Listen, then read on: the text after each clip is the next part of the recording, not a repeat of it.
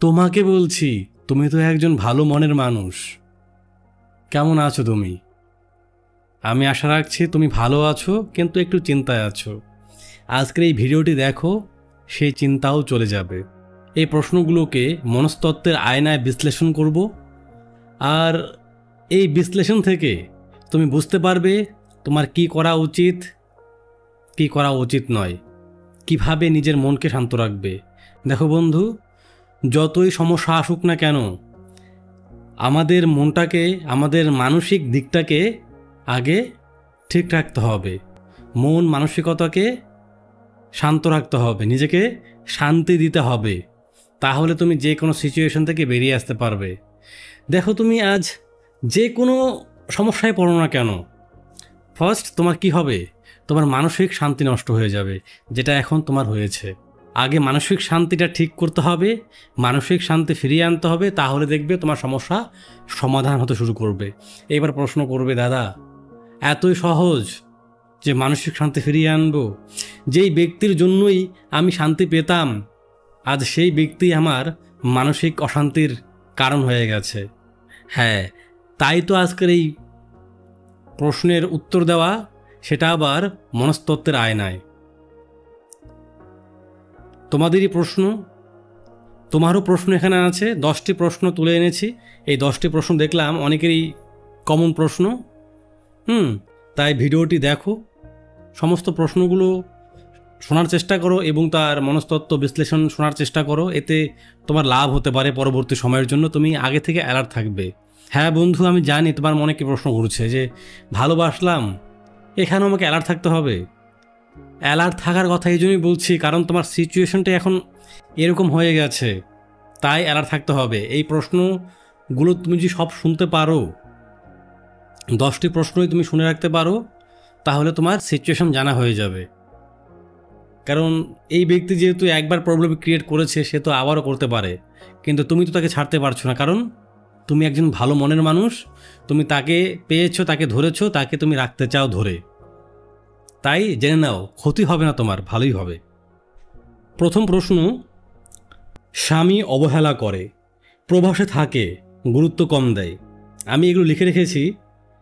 দেখো দিদি, এর মনস্তত্ত্ব যে বিষয়টা আছে, সেটা হলো গিয়ে দূরত্বের কারণে যোগাযোগ কমে যাওয়া, প্রবাস জীবনের যে একটা চাপ, প্রবাস জীবনের যে একটা মানসিক চাপ, সেই কারণে কিন্তু এটা হতে পারে। হ্যাঁ, তারপর একের প্রতি অপরের প্রত্যাশার অভাব, এই কারণে হতে পারে। এই কারণে কিন্তু সমস্যাগুলো হয়। হ্যাঁ, দেখো দিদি, এই যে অবহেলাটা, এর কেন হয়? এটা হয় নিজস্ব মানসিক চাপ, সম্পর্কের প্রতি তার মনোযোগ কমে যাওয়া, তারপর কমিউনিকেশন গ্যাপ।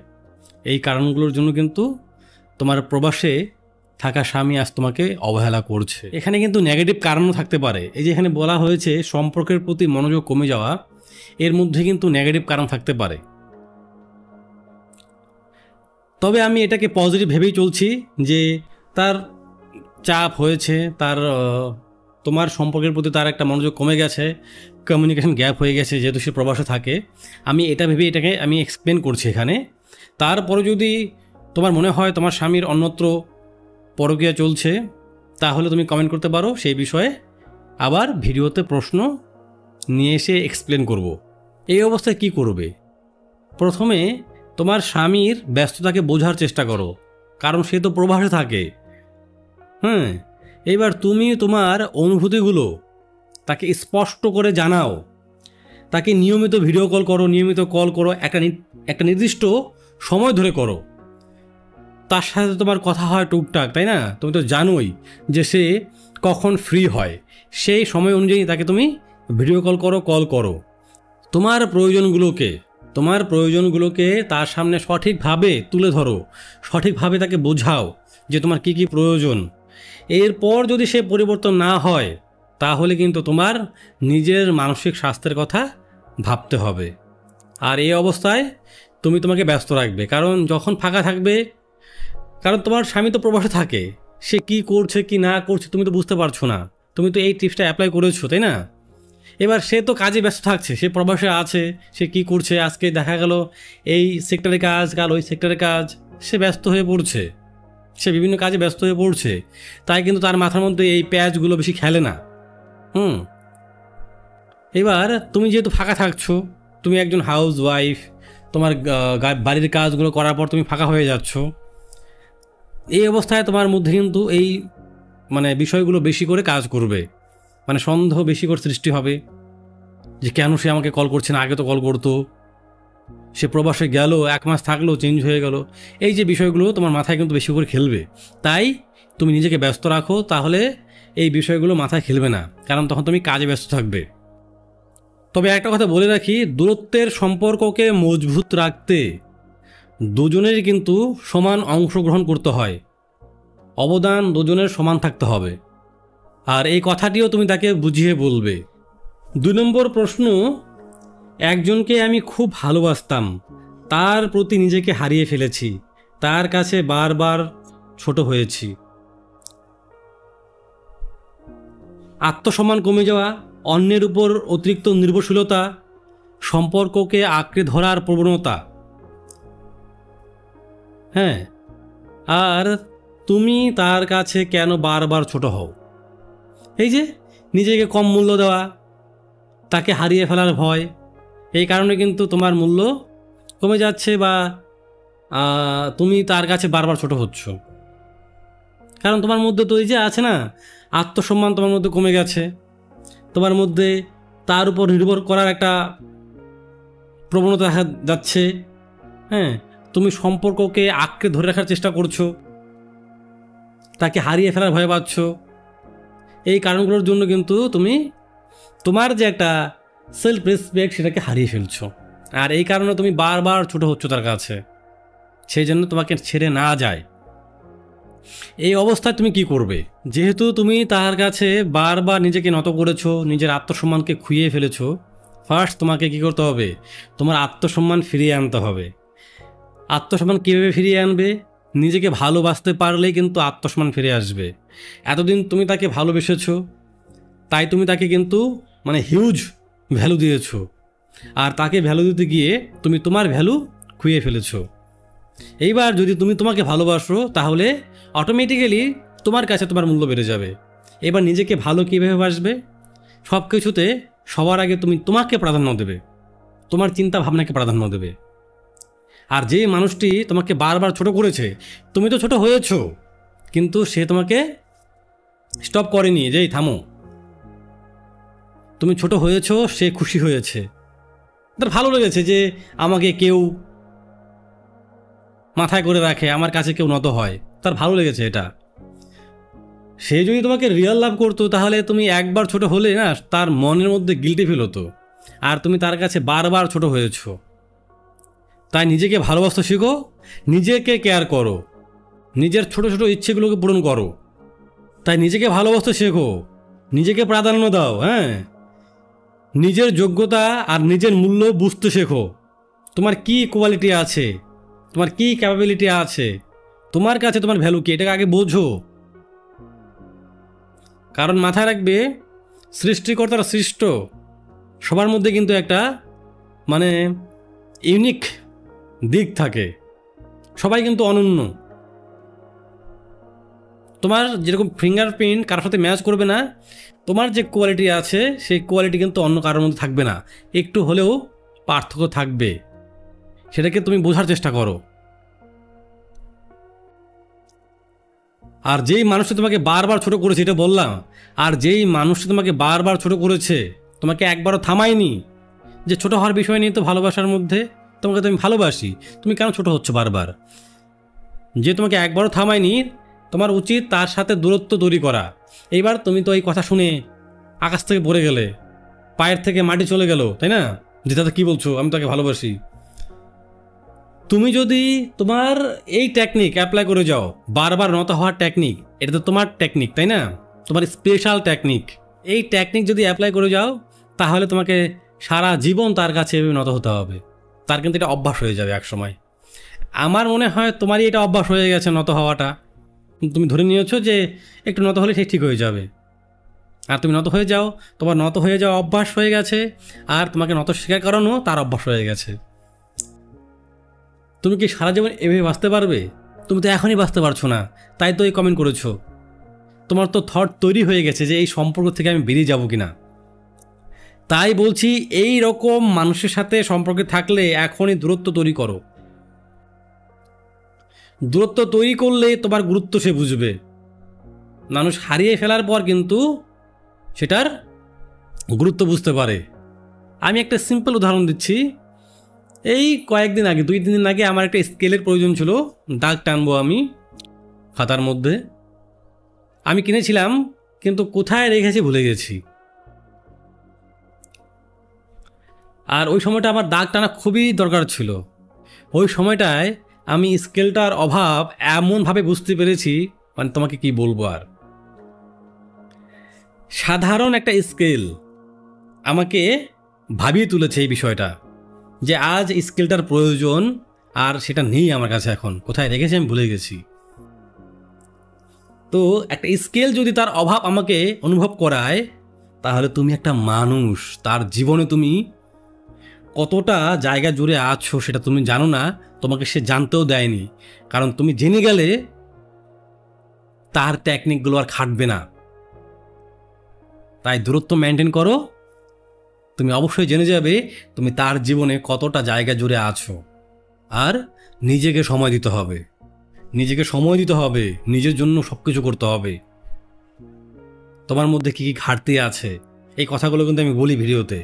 তোমার মধ্যে কী কী ঘাটতি আছে, সেই ঘাটতিগুলোকে আগে বের করো। তুমি তোমাকে স্টাডি করো, খাতায় লিখো যে আমার মধ্যে এই ঘাটতিগুলো, এগুলোকে পূরণ করতে হবে। তার সাথে দূরত্ব তৈরি করে নিজের মধ্যে এই ডেভেলপগুলি তুমি করে নাও। মাথায় রাখবে, নিজেকে হারিয়ে ফেলে সম্পর্ক ধরে রাখা, এটা কিন্তু সম্পর্ক নয়। সম্পর্কের মাধ্যমে নিজেকে নতুন করে ফিরে পাওয়াই হলো নতুন জীবন আর একটা সুস্থ সম্পর্ক। 3 নম্বর প্রশ্ন, নিজের ইমেজ কিভাবে তৈরি করব? দেখো বন্ধু, আত্মবিশ্বাস ও আত্মমর্যাদার অভাব থেকে কিন্তু এই প্রশ্ন আসে। নিজের ইমেজের চেয়ে সত্যিকারের সত্তা সবচেয়ে গুরুত্বপূর্ণ। তুমি কে, এবার ইমেজ তো তারপর তৈরি হবে। যখন তুমি কে জানতে পারবে, তারপর তোমার ইমেজ তৈরি হবে, হ্যাঁ। এবার নিজের সত্তাটা আগে তোমাকে জানতে হবে। এবার তুমি নিজের সত্তা জেনে গেলে, নিজের সত্তাকে তুমি গুরুত্ব দিচ্ছ, হ্যাঁ। তারপর তুমি কি করবে, নিজের ইমেজ তৈরি করতে গেলে কি করবে, নিজের যে গুণগুলো, নিজের যে কোয়ালিটিগুলো, সেই কোয়ালিটিগুলোকে তোমাকে জানতে হবে, তোমাকে চিহ্নিত করতে হবে। নিজের শখ আগ্রহের পেছনে সময় দিতে হবে। আমি তোমাকে বলবো না তুমি একবারে অনেক বড় স্বপ্ন কমপ্লিট করে ফেলো, না। তুমি ছোট ছোট স্বপ্নগুলোকে কমপ্লিট করার চেষ্টা করো। যখন তুমি ছোট স্বপ্ন কমপ্লিট করবে এবং সেটা থেকে সফলতা পাবে, দেখবে না তোমার একটা আত্মবিশ্বাস তৈরি হবে। আর আত্মবিশ্বাস থেকে কিন্তু তোমার ইমেজ ক্রিয়েট হবে। আজ তুমি একটা বড় স্বপ্ন কমপ্লিট করার চেষ্টা করছো, হঠাৎ করে কিন্তু বড় স্বপ্ন কমপ্লিট করতে পারবে না, আর তখন কিন্তু তোমার মনোবল ভেঙে যাবে। তারপর তুমি দ্বিতীয়বার চেষ্টা করতে চাইবে না। তাই ছোট ছোট স্বপ্নগুলোকে পূরণ করার মাধ্যমে তুমি আস্তে আস্তে বড় বড় স্বপ্ন পূরণ করো। এবার ছোট স্বপ্ন কী হতে পারে? ছোট স্বপ্ন, তোমার ইচ্ছে যে তুমি একটা ভালো রেস্টুরেন্টে বসে একটা ভালো খাবার খাবে, একটা ভালো ডিশ খাবে, কিন্তু খেতে পারোনি বিভিন্ন রকম সমস্যার কারণে। তোমার কিন্তু এটাও একটা ইচ্ছা, একটা তোমার স্বপ্ন। তুমি গিয়ে টাকা ম্যানেজ করো, কাজ করো সৎ পথে, সেটাকে পূরণ করো, দেখবে মনের মধ্যে শান্তি পাবে। তোমার ইচ্ছে হলো 10 জন ভিখারিকে তুমি 10 টাকা করে দেবে, তুমি সেটা করো। এই যে তোমার এই ইচ্ছেগুলো, ছোট ছোট স্বপ্নগুলো তুমি পূরণ করছো, এর মাধ্যমে কিন্তু তোমার মনের মধ্যে একটা শান্তি আসবে, একটা আত্মবিশ্বাসও আসবে যে তুমি পারো। আজকে তুমি একটা রেস্টুরেন্টে বসে তুমি খাবার খেয়েছো, একটা টাস্ক কমপ্লিট করলে, কালকে তুমি 10 জন ভিখারিকে 10 টাকা করে দিলে, আর একটা টাস্ক কমপ্লিট করলে, তুমি তোমার ব্রেনকে কিন্তু পজিটিভ ভাইব দিচ্ছ যে তুমি পারছো। এভাবেই কিন্তু তোমার ব্রেন প্রিপেয়ার হচ্ছে, তোমার ব্রেন ট্রেন্ড হচ্ছে, আর তোমার মধ্যে একটা সেলফ কনফিডেন্স লেভেল গ্রো হচ্ছে। মাথায় রেখো, আসল ইমেজ তৈরি হয় কিন্তু ভেতরের শক্তি থেকে। তারপর তুমি কি করবে, নিজেকে স্টাইলিশ করার জন্য তোমার কথাবার্তা, চলাফেরা, শ্বাস পোশাককেও তুমি মেনটেন করা শুরু করো। তোমার সাথে কেমন ড্রেস ভালো মানায়, তোমার সাথে কি হেয়ার কাট, কি বিয়ার্ড তোমার সাথে ভালো মানায়, সেগুলোকে প্রাধান্য দাও। যাকে বলি আমরা আউট অ্যাপিয়ারেন্স, বাহ্যিক দিক তোমার দেহের, এগুলোকে প্রাধান্য দাও। দেখবে তোমার সব মিলিয়ে একটা সুন্দর ইমেজ তৈরি হবে। এবার মাথায় রাখবে বন্ধু, তোমার যে ইমেজ সেটা কিন্তু ভিতরের শক্তি থেকে তৈরি হয়। ওই বাইরের সাজ পোশাক থেকে আসে না। ওগুলো কি হয়, শো অফ করা হয়ে যায়। তোমার ভিতর থেকে যদি শক্তি জাগ্রত না হয় তাহলে লাভ নেই। আজকে একটা অনেক মোটা মানুষ, হ্যাঁ, তার শক্তি কম, দেখা যায় অনেক শক্তিশালী। এরকম হয় না যে বাইরেটা খুব ফিটফাট আর ভেতরটা একদম সদরঘাট? তাহলে কিন্তু হবে না। তোমাকে ভেতর থেকে শক্তি অর্জন করতে হবে। অন্যের মতামতের থেকে নিজের যে চিন্তা ভাবনা, নিজের যে মতামত, সেটাকে বেশি গুরুত্ব দিতে হবে। হ্যাঁ, তুমি শুনতে পারো, কিন্তু কাজ তুমি করবে তোমার মতামত অনুযায়ী। আর তাহলে কিন্তু তোমার মধ্যে আত্মবিশ্বাস জাগ্রত হবে। আর আত্মবিশ্বাস জাগ্রত হলে তোমার ওই ইমেজ সেটা এমনি ক্রিয়েট হয়ে যাবে। কি বন্ধু, তুমি কি তোমার কমেন্টের উত্তর পাচ্ছ, প্রশ্নের উত্তর পাচ্ছ? তাহলে হ্যাঁ করে যাও যে হ্যাঁ দাদা কমেন্টের উত্তর পাচ্ছি, লিখে যাও যে দাদা এই কমেন্টের উত্তর পেলাম। আর যদি প্রশ্ন থাকে, তুমি তোমার প্রশ্নের উত্তর পেয়ে গেছো, আরও যদি প্রশ্ন থাকে সে প্রশ্ন কমেন্টে লিখে যাও, ঠিক আছে? এখন থেকে আমি তোমাদের এই প্রশ্নগুলো নিয়ে, হ্যাঁ একই প্রশ্ন বারবার পড়ুক না কেন, তবুও আমি প্রশ্নগুলো নিয়ে আলোচনা করব। কারণ একটা ভিডিওতে একটা প্রশ্ন নিয়ে আলোচনা করলে ভিডিও তো বড় হয়, অনেকের বিরক্তির কারণও হয়ে যায়। হ্যাঁ, কারণ অনেকে প্রশ্ন করে, একটা করে প্রশ্ন নিয়ে একটা করে ভিডিও তৈরি করলে অনেকটা পিছিয়ে যায়। কারণ তোমার আজকে প্রয়োজন এই প্রশ্নের উত্তর, তুমি পাচ্ছ গিয়ে 1 মাস পর, তাহলে সমস্যা হচ্ছে, তাই না? সময়ের জিনিস সময় পেলেই তার গুরুত্ব থাকে, অসময়ে পেলে কিন্তু তার গুরুত্ব হারিয়ে যায়। তাই আমি এখন থেকে ধরো 1 মাস এই তোমাদের প্রশ্ন নিয়েই আমি আলোচনা করব, ঠিক আছে? তাই প্রশ্নগুলো লিখে যাও। প্রতিটা ভিডিওতে আমি 10টি করে প্রশ্ন নিয়ে আসবো তোমাদের, হ্যাঁ, আর সেগুলোকে এক্সপ্লেন করব। তোমরা যদি বলো তোমাদের নাম উল্লেখ করতে, আমি নামও উল্লেখ করে দেব। আজকে নাম উল্লেখ করছি না, কারণ আমি তোমাদের কাছ থেকে পারমিশন পাইনি। যারা পারমিশন দেবে যে দাদা নাম উল্লেখ করতে পারেন, আমি তোমাদের নামও উল্লেখ করে দেব, ঠিক আছে? 4 নম্বর প্রশ্ন, সে অন্য কারোর সাথে কথা বলে আমার সাথে কথা বলাকালীন, এখন কি করব? দেখো বন্ধু, অসম্মান, সম্পর্কের প্রতি মনোযোগের অভাব, সম্পর্কের প্রতি নিষ্ঠার অভাব, এটি তোমাকে কি করে? তোমাকে নিরাপত্তাহীন করে তোলে। তোমার প্রিয়জন যদি তোমার সাথে এগুলো করে যায়, তোমাকে সম্মান দিচ্ছে না, তোমার সম্পর্কের প্রতি তার নিষ্ঠা নেই, তাহলে কি হবে? তুমি একা একাই না গুটিয়ে যাবে শামুকের মতো, ভালো লাগবে না, আটকে আছো বাধ্য হয়ে।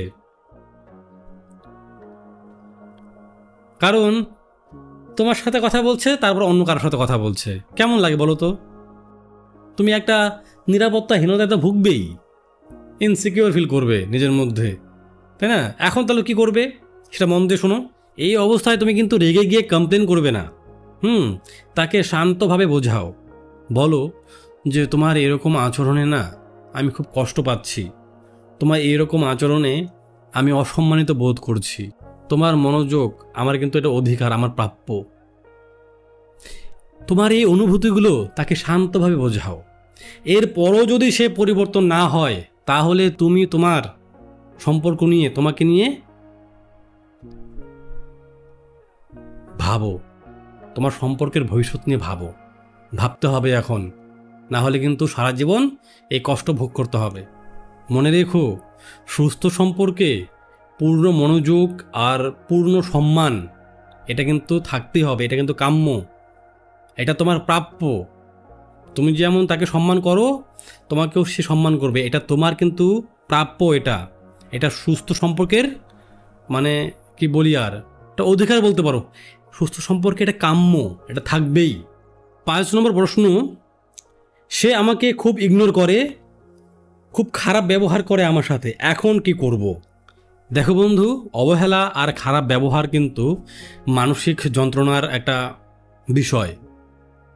হ্যাঁ, এই বিষয়ের কারণে তোমার আত্মবিশ্বাস তলানিতে ঠেকতে পারে, গিয়ে একদম ডাউন হয়ে যাবে আত্মবিশ্বাস। আর এই রকম আচরণ কিন্তু সম্পর্ক বিষাক্ততার প্রধান লক্ষণ। এখন তাহলে কি করবে? উপায় তো একটা লাগবে, তাই না? যে কারণে প্রশ্ন করেছো। তুমি নিজেকে এই মানসিক নির্যাতন থেকে আগে বাঁচাও। তুমি তাকে স্পষ্ট করে বলো এরকম আচরণ তুমি আর সহ্য করবে না। প্রয়োজনে তুমি একটা দূরত্ব তৈরি করো তার সাথে। তোমার ভবিষ্যৎ নিয়ে ভাবো, তোমার প্রিয় বন্ধুদের সাথে, যে বন্ধুরা তোমার সঙ্গ দেয় সব সময়, তাদের সাথে এই বিষয়টা নিয়ে আলোচনা করো। আর যদি বন্ধুরা সলভ করতে না পারছে, তাহলে তোমার পরিবারের যেই ব্যক্তি তোমাকে ভালো বোঝে, তোমার বাবা হতে পারে, মা হতে পারে, পরিবারের সবাই কিন্তু বন্ধু তোমার। পরিবার ছাড়া কিন্তু বিপদে কেউ এগিয়ে আসবে না। আজ তুমি কিন্তু একটা বিপদে পড়েছো। মানসিক যন্ত্রণা মানে একটা বিশাল বিপদ, এটাকে আমরা গুরুত্ব দিই না, কিন্তু মনে মনে আমরা শেষ হয়ে যাই, তাই না? তাই তুমি তোমার বাবা মা বা পরিবারের অন্য সদস্য তাদেরকে জানাও যে এরকম সমস্যায় আমি পড়েছি। এতে কী হবে? তোমার মান সম্মান নষ্ট হয়ে যাবে? একদমই না। বাবা মা পরিবারের কাছে লজ্জার কোনো বিষয় নেই তো। তারা যদি জানে তুমি কারোর সাথে সম্পর্কে আছো, এতে খারাপের কী আছে? সম্পর্কে যেতে পারো না? যেতেই পারো। আর বাবা মা তোমাকে সাহায্য করবেই, কারণ তুমি বাবা মার চোখের মণি, তুমি কলিজা, তাই না? তাই জানাও। পরিবারের তো আরও এরকম ব্যক্তি আছে যে তোমাকে খুব পছন্দ করে, তুমি তাকে খুব পছন্দ করো, তাকেও বলতে পারো। মনে রেখো, কোনো সম্পর্কেই কিন্তু খারাপ ব্যবহার একদম উচিত নয়, একদম কাম্য নয়। তুমি কিন্তু এর জন্য তৈরি হওনি, বা তুমি কিন্তু এর জন্য সম্পর্কে আসুনি যে সম্পর্কে তুমি আসবে আর সে তোমার সাথে খারাপ ব্যবহার করবে, তোমাকে অবহেলা করবে, তোমার সাথে খারাপ ব্যবহার করবে। এগুলো করে তার ভাল লাগবে, ডোমিনেট করতে তার ভাল লাগবে। তোমাকে নাচাবে, বসবে, এই বসো এখানে, তোমাকে নাচাবে, বলবে এই বসো এখানে, দাঁড়াও এখানে, এদিকে যাও, ওদিকে যাও, আর তুমি এগুলো করবে, তার ভালো লাগবে। এটা কিন্তু একদমই কাম্য নয়। 6 নম্বর প্রশ্ন, আমার স্বামী আমাকে কথায় কথায় তেড়ে আসে, আমাকে কথায় কথায় অপমান করে। যার এই প্রশ্ন মন দিয়ে শুনবেন, এটি কিন্তু মানসিক সহিংসতার লক্ষণ। হ্যাঁ, তেড়ে আসা বা অপমান করা, এটা কি? এটা আপনাকে সে নিয়ন্ত্রণ করার চেষ্টা করছে, তার একটা কৌশল। এর পেছনে কিন্তু তার একটা নিরাপত্তাহীনতার কারণও থাকতে পারে, যে সে নিরাপত্তাহীনতায় ভুগছে, এটা থাকতে পারে। হ্যাঁ, এবার এই অবস্থায় আপনি কি করবেন? সে যদি এই আচরণ আপনার সাথে করতেই থাকে, তাহলে আপনি তাকে শান্তভাবে কিন্তু দৃঢ়ভাবে প্রতিবাদ করুন। তাকে বলুন যে এই আচরণ বা এই কথা তিনি আর শুনতে চান না। প্রয়োজনে পরিবার বা আইনি সহায়তা নিন, কারণ বারবার তেড়ে আসবে, আর হঠাৎ করে কোনো একদিন তেড়ে গিয়ে একটা মেরুদণ্ডের মধ্যে বা কোথাও একটা এমন জায়গায় লেগে গেল, আর আপনি কাত হয়ে ঠুস করে পড়ে গেলেন, তাহলে তো সমস্যা। এখানে লস্কার, ক্ষতিকার, ক্ষতি আপনার, আপনার পরিবারের, যদি আপনার সন্তান থাকে আপনার সন্তানের, আর যদি আপনার ঈশ্বর করুক কিছু না হোক, আপনি তো কয়েকদিন হাসপাতালে পড়ে থাকবেন, ভুগবেন। তাই তাকে শান্তভাবে কিন্তু দৃঢ়ভাবে বলে দিন যে আমি কিন্তু এই রকম আচরণ আর সহ্য করব না। যেটা বললাম, পরিবার বা আইনি সহায়তা আপনি নিন। আপনার সুরক্ষা সবার আগে।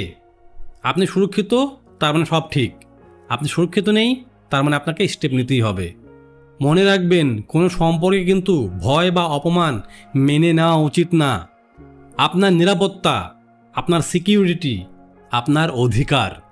7 নম্বর প্রশ্ন, দাদা তাকে অনেক ভালোবাসি, কিন্তু সে আমাকে ঠকিয়ে গেল, কি করব এখন?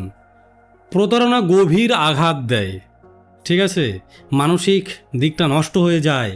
বিশ্বাস ভেঙে গেলে মানসিক কষ্ট খুব হয়, খুব খুব। রাগ, হতাশা, দুঃখ সব কিছু একবারে ঘিরে ধরে এসে। এই অবস্থায় তুমি কি করবে? নিজের আবেগকে মেনে নাও, নিজের আবেগকে প্রকাশ করো। যদি প্রকাশ করার লোক না পাও, কোনো একটা নির্জন নদীর পাড়ে যাও, নদীর চরে যাও, গিয়ে সেখানে নদীর সামনে বসে কান্না করো আর বলো। তোমার ভিতরের যে আবেগটা, সেটাকে প্রকাশ করতেই হবে। বা কোনো গাছের নিচে গিয়ে গাছকে বলো, যদি তোমার এরকম ক্লোজ কোনো ব্যক্তি না থাকে, তোমাকে এটাকে প্রকাশ করতেই হবে। প্রকাশ না করলে তুমি কিন্তু একদিন ব্লাস্ট হয়ে যাবে। বারোদের স্তূপ যেরকম আগুন পেলে ব্লাস্ট হয়ে যায়, এরকম তুমি ফেটে যাবে মানসিকভাবে। কারণ মনের যন্ত্রণা বলো তো কীরকম, মানে জমতে থাকবে, হঠাৎ যার উপর তোমার রেগে যাওয়া উচিত নয় তুমি তার উপর রেগে যাবে। এই কারণে তোমার বন্ধু মহল বা পরিবারের কোনো একজন ব্যক্তি তোমার এই রাগের কারণে কিন্তু তার ক্ষতি হতে পারে। তাই তোমার এই মনোভাবটাকে প্রকাশ করে দাও। কারণ তুমি যে প্রতারণার শিকার হয়েছো এই কারণে কিন্তু তোমার মধ্যে রাগ, হতাশা, কষ্ট সব মিলে না এটা পুঞ্জীভূত হচ্ছে। তুমি চাচ্ছ তার সামনে গিয়ে এগুলোকে মানে উল্টি করে দিতে, বমি করে দিতে, কিন্তু পারছো না, ভয় হয় তোমার। তাকে হারিয়ে ফেলার ভয় হয়। আর এই রাগটা একসময় কি হয়ে যাবে, প্রতিশোধের আকার নেবে। হ্যাঁ, তুমি প্রতিশোধ নেওয়ার চেষ্টা করবে, আর তখন যদি সামনে কেউ পড়ে যায় সেই প্রতিশোধের আগুনে জ্বলবে তারা। তাই প্রতিশোধের চিন্তা বাদ দাও, নিজের আবেগকে মেনে নাও, সেটাকে প্রকাশ করো। আর নিজের সুস্থতার দিকে মনোযোগ দাও। ওই তাকে ভেবে কান্নাকাটি করা, ঘরের দরজা বন্ধ করে মাথা ওয়ালে গিয়ে এভাবে ঠোকা, এগুলো বন্ধ করো। এগুলো করা যাবে না। নিজের সুস্থতাকে মাথায় রাখতে হবে, আর সেই মানুষটির থেকে দূরত্ব তৈরি করতে হবে। দূরত্ব মানে দূরত্ব, হ্যাঁ। তাকে ওই রিয়্যাক্ট করা ফেসবুক, হোয়াটসঅ্যাপে এগুলো বাদ দিতে হবে, পুরোপুরি অফ রাখতে হবে, হ্যাঁ।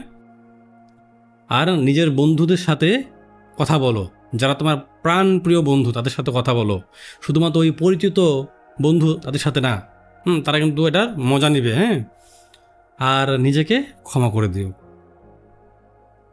যে তুমি ভেবো না যে তুমি দোষ করেছো, এটা করেছো, ওটা করেছো, আর এই কারণে আমার এরকম হয়েছে, এই কারণে সে চলে গেছে, আমার ভুলে চলে গেছে।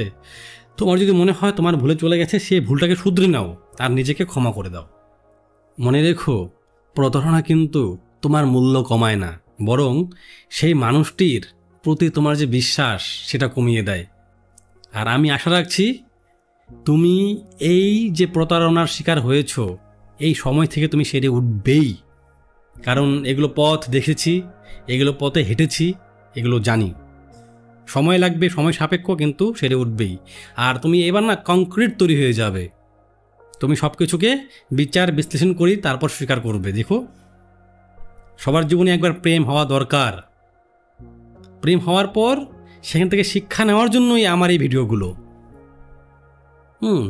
শিক্ষা নিলেই কিন্তু তুমি গেইনার। 8 নম্বর প্রশ্ন, দাদা সে ব্লক করে রেখেছে, নিজের মতো কল করে, এখন কি করব? এই যে বিষয়টা, এটা এক ধরনের কন্ট্রোল। সে তোমার উপর কন্ট্রোল পাওয়ার চেষ্টা করছে। সে ব্লক করে রেখেছে, কিন্তু তার যখন ইচ্ছা হয় সে তোমাকে কল করে। আর এই সিচুয়েশনটাই, এই বিষয়টাই তোমাকে বিভ্রান্ত করে দিচ্ছে, তোমার মানসিক শান্তি নষ্ট করে দিচ্ছে। এটার মানে যেন কি, সে তোমার অ্যাটেনশন চায়, তোমার মনোযোগ চায়, কিন্তু সেটা সুস্থভাবে নয়, তার মতো করে। এই অবস্থায় কি করবে? তুমিও তাকে ব্লক করে দাও। সে যদি কল করে অন্য কোন নম্বর থেকে, উত্তর দেবে না। এরকম অস্বাস্থ্যকর সম্পর্ক থেকে বেরিয়ে আসো। এরকম অস্বাস্থ্যকর সম্পর্ক রাখবে না। অসুস্থ সম্পর্কের আমার প্রয়োজন নেই। যদি এটা ভাবতে পারো তাহলে সে লাইনে পড়বে, আর যদি এটা না ভাবতে পারো সে কিন্তু কখনো সঠিক লাইনে ফিরে আসবে না। সেই যে আচরণ করছে তোমার সাথে, সেই আচরণই তুমি তার কাছে হয়ে উঠবে। মানে তার আচরণটা তাকে দেখিয়ে দেবে, তার সামনে তুমি আয়নার মতো দাঁড়াবে, যেন সে তার আচরণ তোমার মধ্যে দেখতে পায়। তুমি তোমার মানসিক শান্তিকে অগ্রাধিকার দাও, তা না হলে কিন্তু শেষ।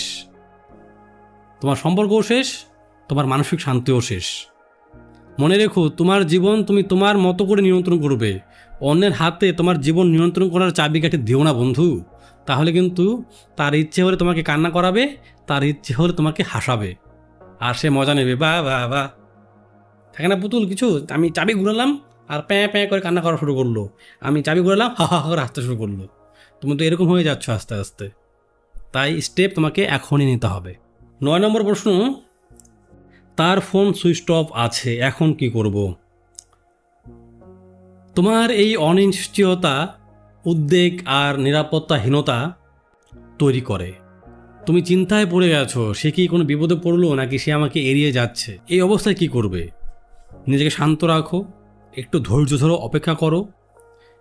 সে হয়তো ব্যস্ত আছে, বা তার ফোনটি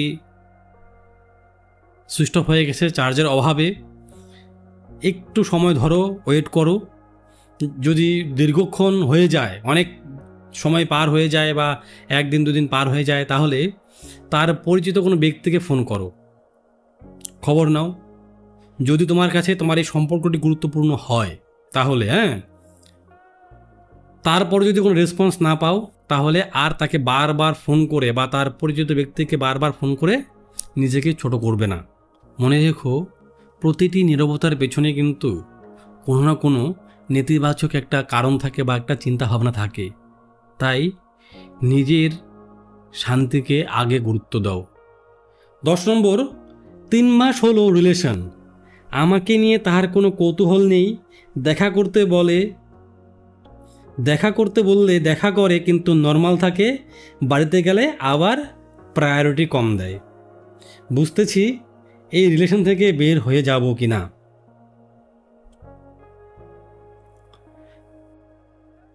দেখো বন্ধু, তোমার সম্পর্কের প্রতি বা এই সম্পর্কের প্রতি তার আগ্রহের অভাব, আবেগিক দূরত্বের লক্ষণ, সম্পর্ক একতরফা মনে হচ্ছে, তোমার যে অনিশ্চয়তা, এটা কিন্তু স্বাভাবিক, ঠিক আছে? কিন্তু এই অবস্থায় তুমি কি করবে? তোমার যে অনুভূতিগুলো, সেই অনুভূতিগুলো তাকে স্পষ্ট করে জানাও। তার কাছে সম্পর্কের গুরুত্ব এবং তোমার প্রত্যাশা কি তা সুন্দরভাবে জানতে চাও। যে আমাকে বলো তুমি কি চাও। যদি সে সম্পর্ককে গুরুত্ব না দেয়, তোমার এই প্রশ্নগুলোর সঠিক উত্তর না দেয় বা সে পরিবর্তন না হয়, তাহলে তোমার এই সম্পর্কটা কতটা মানসিক স্বাস্থ্যের জন্য ভালো, সেই বিষয়ের উপর গুরুত্ব দাও, সেই বিষয়টা মূল্যায়ন করো। মনে রেখো, একটি সুন্দর সুস্থ সম্পর্কে কৌতূহল, প্রায়োরিটি, আগ্রহ সমস্ত কিছুই থাকবে, সব থাকাটা জরুরি, ঠিক আছে? একতরফা সম্পর্ক কখনো সুখী হতে পারে না। আর নিজের সুখের জন্য সঠিক সিদ্ধান্ত গ্রহণ করো। দেখো বন্ধু, তোমার এই বিষয়গুলোর মধ্যে অনেক বিষয়, বেশিরভাগ বিষয় আমি পার করে এসেছি, সমস্ত বিষয়ে আমার অভিজ্ঞতা আছে, আমি বাস্তবতা অনুভব করেছি এবং আমার চারপাশের ব্যক্তিবর্গের সিচুয়েশন আমি দেখেছি, তাদের সাথে কথা বলেছি, অনেকে আমার সাথে কথা বলে, এই বিষয়গুলো নিয়ে আমি এক্সপ্লেন করি, উত্তর দেই, স্টাডি করি, এই বিষয়গুলো দেখেছি। এই বিষয়গুলোর জন্য তোমরা যে 10টা প্রশ্ন করেছো, এই 10টা প্রশ্নের যে আমি এক্সপ্লেনেশন দিলাম এখানে, খুবই কার্যকরী। এগুলো শুধুমাত্র আমার অভিজ্ঞতাই নয় বা আমার চারপাশের ব্যক্তিদের অভিজ্ঞতাই নয়, এখানে কিন্তু মনস্তত্ত্ব ব্যাখ্যা দেওয়া আছে। এগুলোকে ভালো করে শোনো, ভালো করে বোঝো, একবার না বুঝলে আরেকবার দেখো। আশা করি তুমি তোমার প্রশ্নের সঠিক উত্তর পেয়ে যাবে এখানে, আর তোমার সলিউশন তুমি পেয়ে যাবে এখানে, ঠিক আছে? আর আশা রাখছি তোমরা সবাই যারা যারা প্রশ্ন করেছো, তোমার উত্তর পেয়েছো কি না? তাহলে অবশ্যই কিন্তু কমেন্ট করে যাবে, হ্যাঁ দাদা উত্তর পেয়েছি। আরও যদি কোনো প্রশ্ন থাকে তাহলে অবশ্যই কমেন্ট করবে। আর এরকম ভিডিও যদি চাও তাহলে অবশ্যই চ্যানেলটি সাবস্ক্রাইব করে রাখবে, কারণ এই চ্যানেলে কিন্তু সম্পর্ক সহায়ক ভিডিওগুলো নিয়ে আসা হয়। আর এই ভিডিওটি বা এই চ্যানেলটি যদি তোমার পরিচিত ব্যক্তিদের মধ্যে কারো প্রয়োজন থাকে, তাদের সাথে শেয়ার করো, ঠিক আছে? আর নিজের প্রতি ধ্যান দাও, নিজের প্রতি খেয়াল রাখো, নিজেকে ভালোবাসো, ঠিক আছে? দেখা হচ্ছে পরবর্তী ভিডিওতে। কমেন্ট করো, কমেন্ট অনুযায়ী কিন্তু ভিডিও আসবে। যদি কমেন্ট বেশি হয় তাহলে তাড়াতাড়ি ভিডিও আসবে, আর যদি কমেন্ট কম হয় তাহলে ভিডিও আসতে দেরি হবে। আমি আগের কমেন্টগুলো দেখব, ঠিক আছে? কমেন্ট থেকে প্রশ্ন সিলেক্ট করব, আমি ভিডিও তৈরি করব। আর তোমার যদি কমেন্ট বা তোমাদের কমেন্ট যদি দেরিতে হয়, তাহলে তোমাদের এই কমেন্টের উত্তর আসতে কিন্তু দেরি হবে। তাই যত সম্ভব কমেন্ট করো, শেয়ার করো, লাইক করো, সাবস্ক্রাইব করো। ভালো থেকো, নিজের খেয়াল রেখো। নমস্কার।